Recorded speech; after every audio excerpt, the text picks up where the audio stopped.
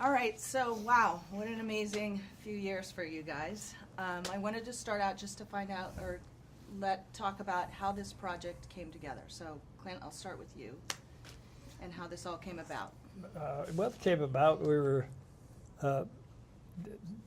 shortly after the event came down, and these guys got a lot of press on that, they had an event out in Culver City called the Guy's Choice Award.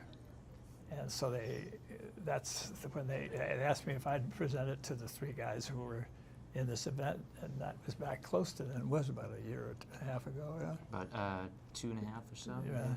Anyway, and he jokingly talked about it, and maybe he wasn't joking, I don't know. And they said they were writing a book and what have you. And then when they brought it around, I read the book and I liked it. So, liked all the material.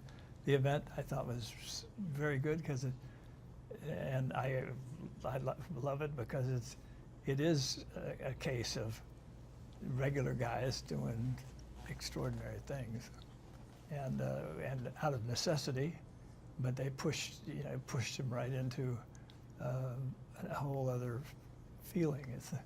And they have a lot of pictures on this. I was raised on pictures like Sergeant York and all that sort of thing, and Audie Murphy and stuff like that. I tried to get into that picture and they wouldn't have me.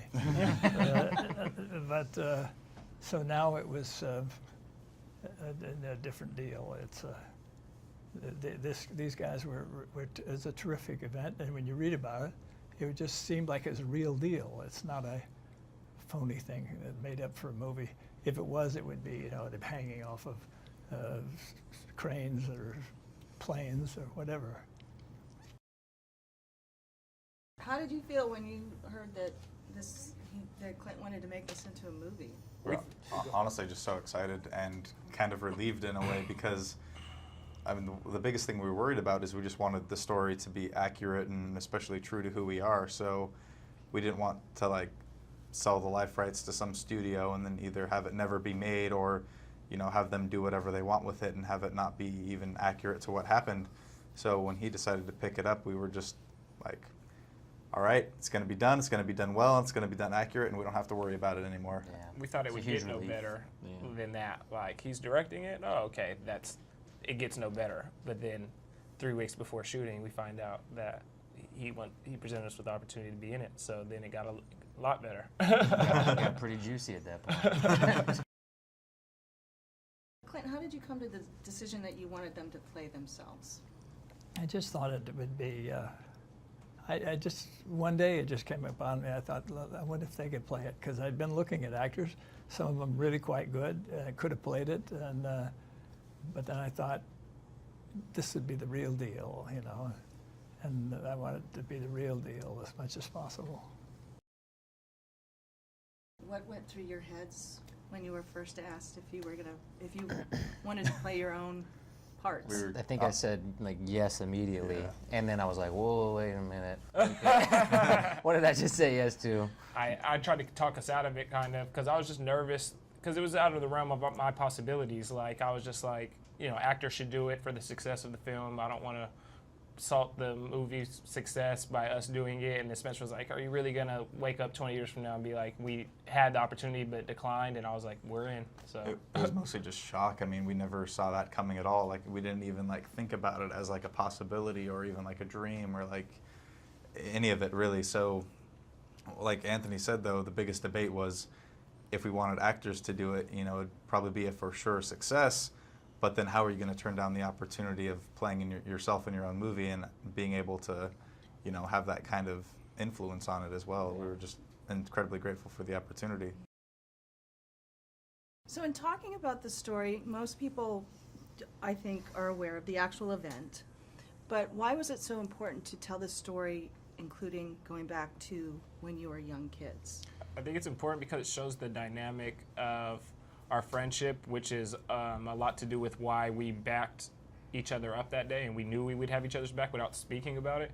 So I think, and it also does a good job at showing how ordinary we are. Like, the headlines at first we're reading like 2 off-duty servicemen, and people are like, oh, of course they would. But like the movie shows a good job that none of us have seen anything traumatic like that before. And when we were presented with the situation, we just had to do what we had to do, so people can draw that positive theme in their own life and overcome obstacles that they're facing, hopefully. Well, kind of like you said too, a lot of people know of the story, but they don't know all the small details that put us there in that time and place, and all the small coincidences that, you know, if they had gone another way, we would have all been dead. I mean, there's so many chances for us to get killed, and none of them worked out. We couldn't even kill the terrorist, and it all worked out just so that, I mean, really, you couldn't have wrote a movie about it. It was almost as if like our whole lives was leading up to this moment, and like even the things we wanted to do, and our personal interests, they were getting denied in one form or another, and it ended up pushing, I mean, really each of us into the areas of our lives that we needed to be, because if we hadn't had the skills and the experiences that we did, we probably wouldn't have been able to be successful. What do you hope audiences experience when they see this film?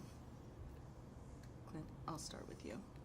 What do you hope that? What do you hope they'll experience? I mean, they'll you know, they're going to see a much broader story here. So, Well, they've already seen it, and so they've had the fun of panning or laughing at themselves or enjoying it, whatever their feelings were. But I think the general public, for me as a producer of the film, I just want the public to see it as accurate as can be, and not to make it feel like they're watching a performance, but which is every actor's desire, and every picture, you know, they're trying to make it as real as you can do, but sometimes they're put in situations that are impossible, and but I just felt that they would reenact this well, because the more they talked about it, the more it seemed logical. And the rest of it was just insanity, which I'm very good at. Yeah, I just think, I just hope people kind of take away that to do something if you're ever in a situation like this, because, I mean, obviously it was kind of meant to be with us, but if there's ever even a car accident, you don't have to be the one that like tackles a gunman on a train, but if there's a car accident, to stop and help, call 911, just contribute some way in a positive manner. Just don't like stay frozen or pull out your phone and record it. Just do something, anything. Yeah, I just hope people are inspired, that they see our story and they can identify with one of us or all three of us, and like know that it's not a special trait that just us three have, that it's within everybody, so that they're capable as well. Yeah, I mean, all what they said, of course, but also for me, it's a lot of the times the story is that just we are the ones who thwarted the attack, but I mean, and Mark Mugallian's playing himself, Chris Norman, the Britishman who helped tie up the terrorists. We had a lot of the same train employees, policemen, medical team, same exact medical team that brought us off the train 2 years ago, and so it would be really cool for them to finally get the credit that they deserve for what they did, because without them, we wouldn't even be in the position to be able to do anything. I mean, Mark, he always tells me, like, thank you for saving his life, but I was just telling him, like, dude, you saved my life. You took the bullet that should have blew my head off, so thank you. That's the least I could do, so I'm just glad he's going to be able to get the recognition he deserves in such a big way.